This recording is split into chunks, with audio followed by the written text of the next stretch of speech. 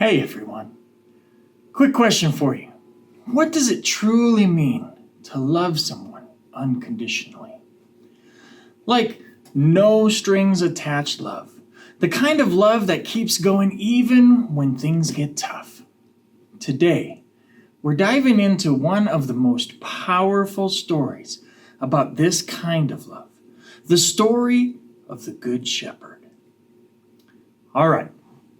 So in many cultures and religions, shepherds are seen as protectors, people who guide and care for their flock. But in John 10, Jesus goes a step further. He describes himself as the Good Shepherd, the ultimate protector, and the one who demonstrates the purest form of love, divine love. This isn't just about someone who makes sure the sheep are safe. It's about a love that goes beyond anything we can imagine.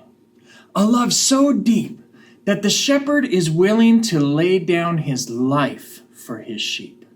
Sound intense? It totally is. But it's also beautiful. Let's read what Jesus says in John 10, 1 through 18. I'm reading from the NLT version. I tell you the truth. Anyone who sneaks over the wall of a sheepfold rather than going through the gate must surely be a thief and a robber. But the one who enters through the gate is the shepherd of the sheep. The gatekeeper opens the gate for him, and the sheep recognize his voice and come to him. He calls his own sheep by name and leads them out. After he has gathered his own flock, he walks ahead of them, and they follow him because they know his voice. They won't follow a stranger. They will run from him because they don't know his voice. Those who heard Jesus use this illustration didn't understand what he meant. So he explained it to them. I tell you the truth. I am the gate for the sheep. All who came before me were thieves and robbers, but the true sheep did not listen to them. Yes, I am the gate. Those who come in through me will be saved. They will come and go freely and will find good pastures. The thief's purpose is to steal and kill and destroy. My purpose is to give them a rich and satisfying life. I am the Good Shepherd. The Good Shepherd sacrifices his life for the sheep. A hired hand will run when he sees a wolf coming. He will abandon the sheep because they don't belong to him, and he isn't their shepherd. And so the wolf attacks them and scatters the flock. The hired hand runs away because he's working only for the money and doesn't really care about the sheep. I am the Good Shepherd. I know my own sheep and they know me. Just as my Father knows me and I know the Father, so I sacrifice my life for the sheep. I have other sheep too that are not in this sheepfold. I must bring them also. They will listen to my voice, and there will be one flock with one shepherd. The Father loves me because I sacrifice my life so I may take it back again. No one can take my life from me. I sacrifice it voluntarily. For I have the authority to lay it down when I want to, and also to take it up again. For this is what my Father has commanded. So let's be real. In today's world, understanding unconditional love is tough, right? We live in a culture where a lot of love seems to come with conditions, like, I'll love you if you love me back, or I'll stick around as long as things are easy. Whether it's in friendships, family, or even dating relationships, Love can sometimes feel like a transaction. When things get hard, people bail. But here's the thing. That's not the kind of love Jesus is talking about. He's showing us a love that goes beyond conditions, beyond limits. And that's hard to wrap our heads around because we're so used to the opposite. But what if we could experience love like that?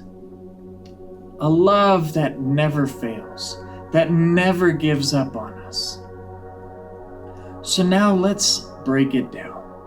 Jesus says that he is the good shepherd.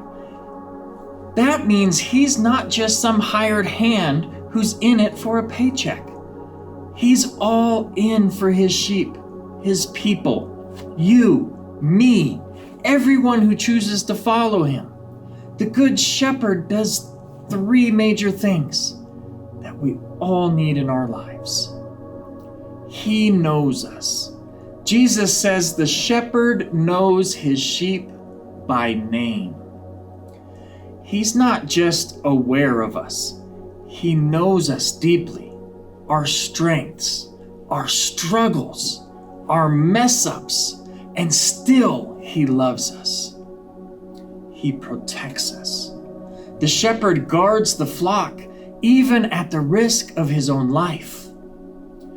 Jesus is saying that he's got our back no matter what. He'll fight for us, defend us, and make sure we're safe, even if it costs him everything. He sacrifices for us.